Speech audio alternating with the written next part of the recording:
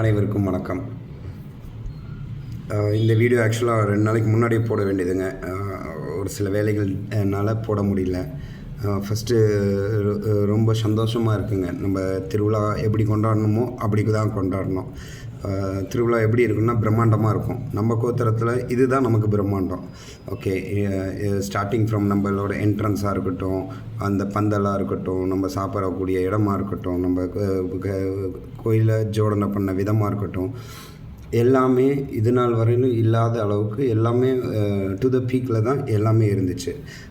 So இதுக்கு நம்ம ரொம்ப முக்கியமாக ஒருத்தவங்கள 2 பேர்த்த நன்றி சொல்லணும். அது ஒன்று பாப்பாத்தி அம்மனும், 2வது காமாட்சி அம்மனும். ஸோ இதெல்லாம் நம்ம நினச்சிக்கிறோம், நம்மளால் முடிஞ்சிச்சு, நம்ம செஞ்சிட்டோம் அப்படிங்கிறதெல்லாம் இல்லை. நம்மளை எல்லாம் செய்ய வச்சது அவங்க 2 பேரும். அவங்க எப்படி அவங்களுக்கு பண்ணணும்னு நினச்சாங்களோ, அவங்க என்ன முடிவு எடுக்கிறாங்களோ அதுதான் இது நாள் வரையும் நடந்துகிட்ருக்குங்க. இப்போ பார்த்திங்கன்னா, நம்ம ஆரம்பத்தில் கோயில் கட்டி எல்லாம் வந்ததுலேருந்து ஒவ்வொரு விஷயமும், ஒவ்வொரு அசைவுகளும், ஒவ்வொரு இதுவும் ரொம்ப சக்தி இருக்குங்க. அது நிறைய இடத்துல பர்சனலாக உணரக்கூடிய சிச்சுவேஷனில் இருந்துச்சுங்க. நம்ம எதெல்லாம் தடைன்னு நினச்சோமோ அதெல்லாம் தாண்டி குதிச்சுட்டு போகிற மாதிரி ரொம்ப உறுதுணையாங்க. ஸ்டார்டிங் ஃப்ரம் நம்மளோட வசூலாக இருக்கட்டும், நிதி பற்றாக்குறையாக இருக்கட்டும், காசுனால கோயில் நிற்கலை, கொரோனானால டிலே ஆச்சு, அவ்வளோதான் ஒழிய. பட் அந்த கோயில் யார் செஞ்சால் நல்லாயிருக்கும், அது மாதிரி நம்ம என்ன கோயில் கட்டி பழக்கம் இல்லைங்க. ஏதோ 4 பேர்த்துக்கிட்ட காதில் வாங்கி செஞ்சு இது மாதிரிலாம் பண்ணி அந்த அம்மா தான் 2 பேருமே ரொம்ப உறுதுணையாக இருந்து அவங்களுக்கு என்ன வேணுமோ அதுபடி அவங்க நம்மளே வழி நடத்திக்கிட்டாங்க. இதை தான் நான் நிறையா பர்சனலாக பேசின நிறையா பேர்த்துக்கிட்ட சொல்லியிருப்பேங்க. அதே மாதிரி தான் இந்த பூஜையும் நடந்துச்சுங்க. நம்ம நினச்சதெல்லாம் ஒன்று, அது எல்லாமே நினச்சதோட டபுள் தான் கொடுத்துருக்குங்க. In fact positive side as well as negative சைடும். சரியா, அப்படி பார்க்கப்ப நம்ம பூசாரி அண்ணனுக்கு, வெங்கடாஜல அண்ணனுக்கு ரொம்ப நன்றி சொல்லணுங்க. ஏன்னா ரொம்ப எப்படி சொல்கிறதுனா, அவருக்கு என்னோட ரொம்ப வயசில் பெரியவர், நான் சின்ன ஆள். அந்த ஈகோ ஒரு நிமிஷம் நினச்சிருந்தோம்னா 2 பேரும், அவர் நினச்சிருந்தாருன்னா ஒரு வேலையும் நடந்திருக்காதுங்க. நான் ரொம்ப கோவப்படுறதெல்லாம் பொறுப்பாளர்கள், பூசாரி அண்ணன் கிட்ட, இவங்கெல்லாம் உரிமையாக ஒவ்வொருத்தவங்களையும் சொல்லிட்டு போனால் ரொம்ப டைம் எடுக்கும். ஆனால் ரொம்ப தேங்க்ஸ் சொல்ல வேண்டியது பூசாரி அண்ணன் தான். அவர் தான் 24/7 அங்கே ஊர்லேயே இருந்தார். நம்மளால் அட்லீஸ்ட் ஊரில் வந்துட்டு போயிடுறோம், மற்ற வேலையை பார்க்குறோம், கொள்கிறோம். அவரோட பர்சனல் லைஃப்பை இந்த 10 நாளாக அழிச்சிட்டேங்க. அதுதான் நான் சொல்கிறதே. ஸோ அடுத்து நம்ம மற்ற பொறுப்பாளர்கள்லாம் பார்த்திங்கன்னா, இப்போ எங்கள் பெரிய பாப்பா, எங்கள் கோபி அண்ணன், அவரெல்லாம் உரிமையாக திட்டக்கூடியவர்னு வச்சுக்கோங்களேன். என்னோடய வயசில் பெரியவராக இருந்தாலும் அவரை பிடிச்சி திட்டுவேன், ரொம்ப சண்டை போடுவேன், ஏதாவது ஒன்று ஆகணும்னா இப்பயே ஆகணும்னு துடிப்பேன். அதெல்லாம் பொறுத்துக்கிட்டு கோவமே படாமல் சொல்லு நீ என்ன வேணாலும் சொல்லிக்க அப்படின்னு சொல்லிவிட்டு அவரெல்லாம் ரொம்ப இதாக செஞ்சாருங்க. அடுத்து ஜெகநாதன் அண்ணா, இவர் வயசுக்கு நான் மரியாதை கொடுத்ததோட ஈக்குவலாக இல்லை டபுள் பங்காக அவருக்கு டார்ச்சர் கொடுத்துருக்குறேங்க. ஆடி 18 அன்னைக்கு ஃபோன் பண்ணி அவருக்கு சொல்கிறேங்க, ஆடி 18லேருந்து கரெக்டாக எத்தனாவது நாள் நமக்கு பூசைங்க, 5வது நாள் பூசைங்க, 6வது நாள் பூசைங்க, ஆல்மோஸ்ட் ஒரு வாரம் அப்படி வச்சுக்கோமே. ஆனால் வெள்ளிக்கிழமைன்னு கணக்கு பார்க்கல, Monday, Tuesday, Wednesday, Thursday, Friday 5 நாள். வெள்ளிக்கிழமை ஈவினிங் டெலிவரி பண்ணாருங்க கேலண்டர். ஆடி 18 அன்னைக்கு சொன்னேன் எனக்கு கேலண்டர் போட்டு பூசைக்கு கொடுக்கணுன்னு. அது முடியாதுன்னா அதெல்லாம் வாக்குவாதங்கள் வந்துச்சு போணுச்சு. கடைசியாக முடித்து கொண்டு வந்தார். இது கேலண்டரில் மட்டும் இல்லைங்க, எல்லா விஷயங்களும் பிரிண்டில் சம்மந்த எல்லா விஷயங்களும் திடீர்னு யோசிச்சு சொல்கிறது, இப்பயே வேணும்னு சொல்கிறது, அது எல்லாத்துக்குமே இல்லாமல் அவரும் அதே சூட்டோடு எல்லாமே பண்ணி கொடுத்தாருங்க. வினோத் எப்பயுமே சொல்கிறது தான் என்னோடய ஜெராக்ஸ். சரியா, அவர் அவரையும் நான் அவரோட பிஸ்னஸ் 3 நாள் சேர்ந்தாப்பில் ஷட் பண்ணார்னா அது இந்த ரீசன்ட் டேஸில் இப்போ தான். அடுத்து நம்ம ஊர் பொறுப்பாளர்கள் ரகுவாக இருக்கட்டும், நம்ம விக்னேஷாக இருக்கட்டும், கோபியாக இருக்கட்டும், அப்புறம் நம்ம காசியா சித்தப்பாவாக இருக்கட்டும், அப்புறம் முருங்கப்பட்டி கோவிந்தராஜா இருக்கட்டும், எல்லாருமே எப்படின்னா காசு வாங்கிட்டீங்களான்னு கேட்பேன். காசு வாங்கலன்னு சொன்னால் அடுத்த வாரத்தை வயசு வித்தியாசம் பார்க்காம உங்கள் ஊரில் உள்ளவங்க காசை நீ கொடுத்துட்டு அதுக்கப்புறம் நீ அவங்கள்ட்ட வாங்காமல் போங்க. இப்படி தான் பேசுனீங்க. இந்த சென்ஸ் அவ்வளோ உரிமைங்க. அதே மாதிரி ரிவர்ஸ்லையும் நமக்குன்னு திட்டுவாங்க, அது செகண்டரி. அந்த அளவுக்கு இவங்கெல்லாம் தியாகம் பண்ணியிருக்கிறாங்கங்க. அந்த ஃப்ரைடே, சாட்டர்டே, சண்டே இந்த 3 நாளும் இந்த பொறுப்பாளர்களில் இவங்கெல்லாம் ஃப்ரண்ட் அண்ட் பொறுப்பாளர்கள், பேக் அண்ட் பொறுப்பாளர்கள், இன்னும் லிஸ்ட் ஆஃப் பீப்புள்ஸ் இருக்கிறாங்க. இவங்க எல்லாருமே வந்து last 3 days Friday night, Saturday night and Sunday night தூங்கலைன்னா தூங்க முடியலை. அந்த மாதிரி சிச்சுவேஷன்ஸ் தான். ஸோ அதெல்லாம் வந்து அவங்க ஃபேமிலியை தியாகம் பண்ணி, அவங்களோட ஹெல்த்தை தியாகம் பண்ணி, அவங்களோட ஃபுட்டை தியாகம் பண்ணி, இது எல்லாத்தையும் தியாகம் பண்ணி அவங்க பிஸ்னஸை இல்லை ஒர்க்கை இதை தியாகம் பண்ணி அங்கே வந்து நின்னதுக்கான காரணம் நம்ம ஒட்டுமொத்த பங்காளிகளுக்கும் அந்த பூசங்கிற ஈவெண்ட் வந்து நல்லா திருப்தியாக நடக்கணுங்கிற ஒரே காரணத்துக்காக தான். இன்னொருத்தர் மெயினானவரை சொல்ல போனோம்னா சிவா வந்து எப்படின்னா, அவர் தான் ஏற்கனவே சொன்ன மாதிரி தான் இந்த பூசைக்கான கர்த்தா அவர் தான். So everything comes in through Shiva, goes out through Shiva அப்படிங்கிற மாதிரி தாங்க in terms of financial things. அந்த காசை மேனேஜ் பண்ணுறது வந்து அவ்வளோ லேஸ் கட்டுறது கிடையாதுங்க. இங்கிட்டு ஒருத்தர் வந்து 100 ரூபா வாங்கிட்டு போவார், அங்கிட்டு இன்னொருத்தர் 1000 ரூபா வாங்கிட்டு போவார், இன்னொருத்தர் வந்து இங்கிட்டு 1000 ரூபா வாங்கிட்டு போவார். அந்த 1000 ரூபாயை எழுதி வைக்காமல் விட்டால் அந்த 1000 ரூபா அவர் கையிலேருந்து போகுங்க. ஸோ அது ஃபண்டு கொண்டு வந்து அதை பாதுகாத்து வச்சு, இன்ஃபேக்டாக சிவா குடும்பம் 1 step ahead. அந்த ரூமில் காசு இருக்குதுன்னு சொல்லிவிட்டு அவங்க ஒய்ஃபும் பிள்ளைகளுமே அங்கே இருந்தாங்க. ஸோ ஒவ்வொருத்தவங்களும் இதை பார்க்கல சும்மா ஜோவியலாக இருக்கும். பட் நம்ம எல்லாம் வெளியில் வந்து எல்லா சொந்த பந்தங்களோட பேசுகிறோம், வைக்கிறோம், பிடிக்கிறோம். ஆனால் இந்த 10 பேர் மட்டும் நேர்ந்து விட்டு ஆடு மாதிரி இங்கேயும் அங்கேயும் போயிட்டுருப்பாங்க. எதுக்கு போகிறாங்க, யாருக்கு போகிறாங்க, என்னத்துக்கு போகிறாங்கங்கிறது யாருக்கும் தெரியாது. ஆனால் அவங்களுக்கு தெரியும். இவங்களோட சேர்ந்து அவங்க கட்டின ஒய்ஃபும் பிள்ளைமார்களும் அவங்கவுங்க இதுக்கு வந்து அவங்கவுங்களோட தியாகத்தையும் கொடுத்துருக்குறாங்க. இதை எதுக்கு இந்த இடத்துல சொல்கிறேன்னா, அவங்களுக்கு ஒரு தேங்க்ஸ் சொல்லிக்கிறது மட்டும் இல்லை, உங்களோட ப்ரேயர்ஸில் இந்த பொறுப்பாளர்கள் எல்லாத்தோட ஹெல்த் அண்ட் வெல்த் ஹாப்பினஸுக்கு நீங்களும் சேர்ந்து ஒரு கொஞ்சம் ப்ரே பண்ணிக்கோங்க. ஏன்னா அவங்கெல்லாம் பெரிய தியாகம் செஞ்சுருக்கிறாங்க. அவங்க செஞ்ச தியாகம் வந்து 90% எனக்கு தெரியுங்க. பர்சனலாக 80 to 90% எனக்கு தெரியும். 100% வந்து அந்த சாமிக்கு தான் தெரியும். ஸோ சாமி ஆசீர்வாதம் பண்ணுவாங்க. 80 to 90% தெரிஞ்ச நம்ம அவங்களுக்காக ப்ரே பண்ணணும். அதே மாதிரி உங்கள் பங்காளிகளுக்கு எல்லாத்துக்கும் கேட்டுக்கிறேன், அவங்களுக்காக எல்லாம் ப்ரே பண்ணிக்கோங்க. அடுத்து வந்து ரொம்ப எப்படி சொல்கிறதுனா, யாருமே எதிர்பார்க்கல நமக்கு இவ்வளோ பெரிய கும்பல் வருமா அப்படிங்கிறது ஒன்று. ரெண்டாவது நம்ம பூசை எல்லாம் இவ்வளோ இதாக சிறப்பாக நடக்குமா அப்படிங்கிறது. இன்ஃபேக்ட் இது தாங்க ஃபஸ்ட்டு பூசை. நான் ஆக்சுவலாக விவரம் தெரிஞ்சு வந்து போன பூசையை சின்ன பிள்ளையில் வந்திருக்கேன். அப்புறம் வெளியில் ஒர்க் போனதுக்கப்புறம் பூசைக்கெல்லாம் வரதில்லை. அதனால் நமக்கு அந்த ப்ராசஸும் தெரியாது, எப்படி நடக்கும், என்ன பண்ணுவாங்க அப்படிங்கிறதும் தெரியாது. எல்லாம் காதால் கேட்டது, அந்த பத்திரிக்கையில் எழுதினது, அந்த பத்திரிக்கையில் இருக்கபடி போனது. இப்படியெல்லாம் பார்த்து எல்லாத்துக்கும் படிவம்லாம் கொடுத்து எல்லாம் வாங்க சொன்னதுக்கான காரணம், எவ்வளோ பர்ஃபெக்டாக இருக்க முடியுமோ அவ்வளோ பர்ஃபெக்டாக இருக்கணுங்கிற எண்ணம் தான், வேறு ஒன்றும் இல்லை. அப்படி பர்ஃபெக்டாக இருந்த இதில் வந்து நம்ம வந்து ஆக்சுவலாக வந்து ஒரு நம்ம பிளான் பண்ணது வந்து ஆக்சுவலாக வந்து ஒரு 1300 1400 பேருங்க ஃபார் 2 days 6 times ஆஃப் ஃபுட்டுக்கு. ஆனால் சாப்பிட்டது வந்து 3400 பேருங்க. இந்த 400 ப்ளஸ் வேலை செஞ்ச 50 பேர் ஒரு வேலைக்கும். சரியா, நம்ம கோயில் வேலை செஞ்ச ஆட்கள், அப்புறம் அவங்க சமயக்காரவங்க, அப்புறம் அவங்க சப்ளை பண்ணவங்க, இதெல்லாம் சேர்த்திங்கன்னா அவங்க ஒரு 50 பேர். ஸோ இந்த 50 இன்ட்டு இதில் ஒரு 300 பேர் சேர்த்துங்க. ஸோ ஆல்மோஸ்ட் வந்து ஒரு 3500 600 பேருக்கு மேலே சாப்பிட்ருக்காங்க. ஆனால் நம்ம பிளான் பண்ணது 50% தான். ஏன்னா இவ்வளோ பேர் தான் வருவாங்க, அவ்வளோ பேர் தான் வருவாங்க அப்படின்னு இப்படி தான் நடந்துச்சு. இதுக்கு காரணம் நாங்கள் பிளான் பண்ணது தப்பா அப்படின்னு கேட்டால் கிடையாதுங்க. யாரை வேணாலும் கூப்பிட்டு வச்சு காட்டுவேன். என்கிட்ட வாங்கின படிவம் என்னென்னைக்கு அந்த படிவம் நமக்கு ரிசீவ் ஆகிருக்கு, என்னென்னைக்கு நம்ம இது பண்ணியிருக்கோன்னு சொல்லிட்டுங்க. ஸோ நம்ம பிளான் பண்ணதுலேருந்து இவ்வளோ பேர் சாப்பாடு கொடுக்கணும், ஆனால் ப்ரொவைட் பண்ணியிருக்கிறோம். ஓகே. ரெண்டாவது வந்து அதே மாதிரி தாங்க மொட்டை அடிக்கிறதுக்காக இருக்கட்டும், காது குத்தாக இருக்கட்டும், கெடா வெட்டாக இருக்கட்டும், நம்ம எல்லாமே பிளான் பண்ணி இத்தனை மொட்டை தான் கேட்டிருக்கிறாங்க. ஸோ இந்த கோயிலில் தான் இவ்வளோ பேர் தான் மொட்டை அடிக்கிறாங்க, இந்த கோயிலில் இவ்வளோ பேர் தான் மொட்டை அடிக்கிறாங்க அப்படின்னு சொல்லிட்டு பிளான் பண்ணிட்டோம். இப்போ 3 பேர் கூப்பிட்டு வந்தால் அவங்களுக்கான ரெமுனரேஷனுக்கு வி ஆர் ஆன்சரபிள். சரியா, அதே மாதிரி எல்லாம் ஈஸியாக சொல்லிடலாம். இன்னும் 4 பேர்த்த கூப்பிட்டு வந்து உட்கார வச்சா வந்துக்குவாங்களா? 4 பேரை உட்கார வச்சுட்டு 400 ரூபா காசு கொடுத்தா யார் வருவா? வரமாட்டாங்கள. ஸோ அதனால் சொன்னபடி இப்போ காலையில் வந்து என்னையை பொறுத்தவரையில் சாட்டர்டே வந்து தி பர்ஃபெக்ட். எல்லாமே ஆன் டைம் பக்காவாக போச்சு. காலையில் கொஞ்சம் ஸ்டார்ட் பண்ண டிலே ஆச்சு. அதுக்கான காரணம் முதல் நாள் பெஞ்ச மழை. அதுக்கப்புறம் பூஜை எல்லாம் ஆல்மோஸ்ட் எல்லாம் போச்சு, எல்லாம் வந்துச்சு. அந்த கரகம் தூக்கையில் திருப்பி மழை. அந்த மலையோட மலை அது வந்து அந்த மலையை பற்றி சொல்லையில் தான் ஊரில் ரெட்டியார் ஒருத்தர் சொன்னார், உங்கள் கோயில் பூசை போட்டால் இவ்வளோ பெரிய மழை பெய்யுன்னா நாங்களே சொல்லி இவ்வளோ பூசை போட சொல்லியிருப்போம் அப்படின்னாரு. ஏன்னா சமீப காலத்தில் இவ்வளோ மழை பெஞ்சு இவ்வளோ தண்ணி ரோட்டில் ஓடி நாங்கள் பார்க்கல அப்படின்னு சொன்னார். ஸோ இது வந்து நம்ம பாப்பாத்தியம்மா காமாட்சியோட பிளெஸ்ஸிங்னு எடுத்துக்கிறது, அவங்க சந்தோஷப்பட்டதுன்னு எடுத்துக்கிறது, நம்ம திருப்தி அடைய வேண்டிய இடங்க.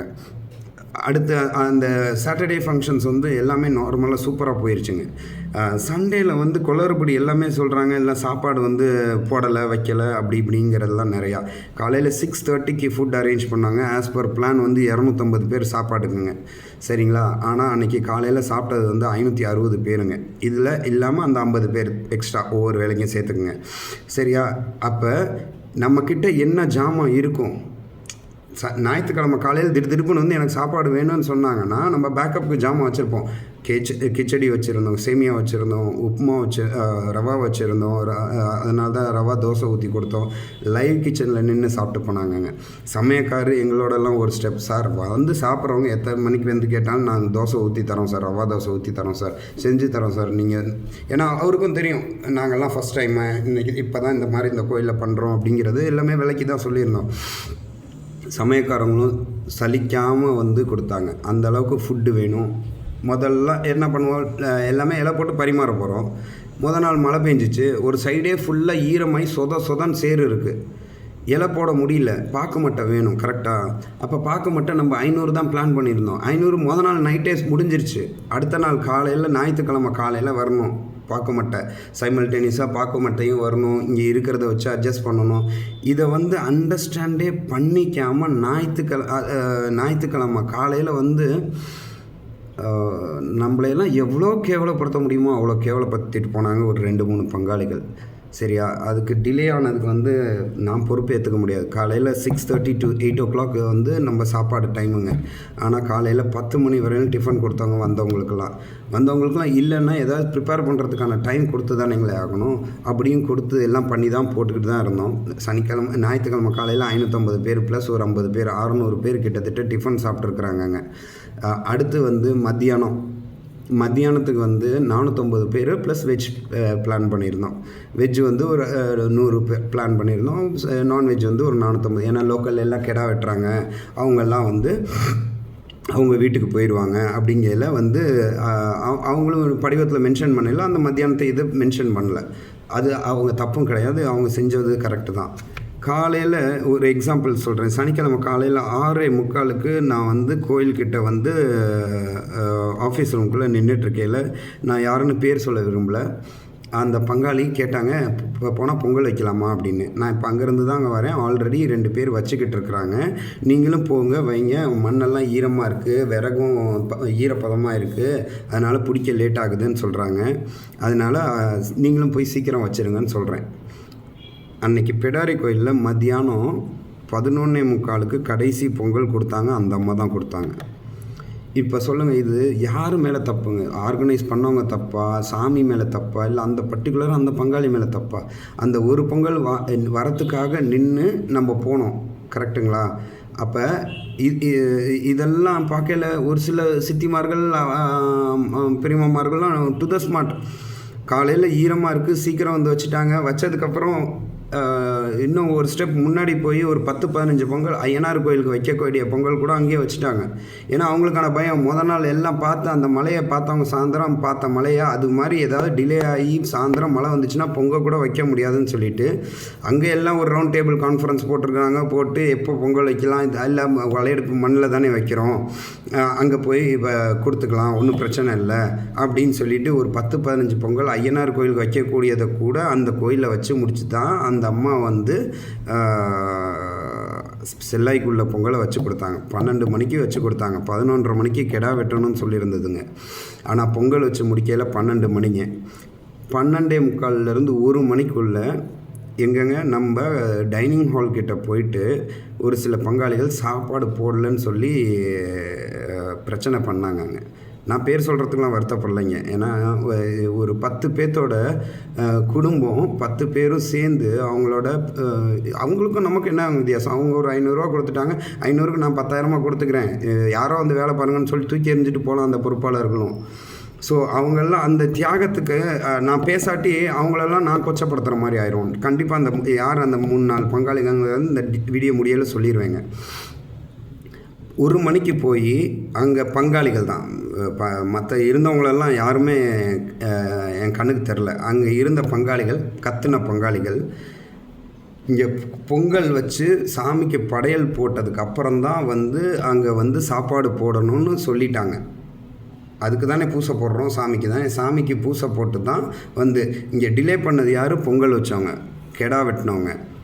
டிலே பண்ணாங்கல்ல, பொங்கல் வெட்டினதுக்கப்புறம் தானே அங்கே தேங்காய் உடைப்பாங்க. தேங்காய் உடைச்சதுக்கப்புறம் தானே கெடா வெட்டுவாங்க. ஒரு 4 பொங்கல் டிலே வந்துச்சுன்னா எங்கெங்கே டிஸ்டர்பன்ஸ் ஆகும்னு சொல்கிறேன் கேளுங்க. இப்போ யாரெல்லாம் டிலே வச்சாங்கன்னு அவங்களுக்கு தெரியும். ஒரு நிமிஷம் யோசிச்சு பாருங்கள். நீங்கள் அந்த அன்னைக்கு பொங்கலே வைக்கலைன்னா காலையில் இப்போ 9 மணி 10 மணிக்கு 10:30 மணிக்குள்ளே பொங்கல் வச்சு கொடுத்தவங்கள மட்டும் வச்சு படைச்சிருந்தோன்னு வச்சுங்களேன், 50% ஆஃப் பொங்கல் வந்திருக்காது. நான் அந்த மாதிரி தூக்கி எறிஞ்சிட்டு 16 வருஷம் கழித்து நம்ம பார்க்குறோம், அனுசரித்து போவோம், எவ்வளோ சீக்கிரமாக போக முடியுமா, எவ்வளோ சீக்கிரமாக போக முடியுமோன்னு. 12:30 மணிக்கு இவர் கூப்பிட்டார், கிச்சனில் மாஸ்டர் சமயக்காரர் கூப்பிட்டு, சார் ஃபுட்டு ரெடி ஆகிடுச்சு சார், வெஜ்ஜும் ரெடி, நான்வெஜ்ஜும் ரெடி. வெஜ் எங்கிட்ட போடணுன்னு சொல்லுங்கள், நான்வெஜ் எங்கிட்ட போடணுன்னு சொல்லுங்கள், நான் ரெடி, எத்தனை மணிக்கு போடணுன்னு சொல்லுங்கன்னு. நான் திருப்பி கூப்பிட்டு இங்கே பூஜை ஆனதுக்கப்புறம் போட சொல்லியிருக்கிறாங்க, சொல்கிறேன்னு சொல்லியிருந்தேன். 12:30 மணிக்கு ஃபுட்டு ரெடி, எங்கள் கமிட்மெண்ட் படி அதுக்கு கரெக்டாக ரெடி. ஆனால் இங்கே பூஜை முடித்தது 1:45 மணி, 1:30 மணி, 1:45க்கு தான் தீபாரத்தனை காட்டுறாங்க. அதுக்கப்புறம் தான் அங்கே சாப்பாடு போட சொல்கிறாங்க. சரியா?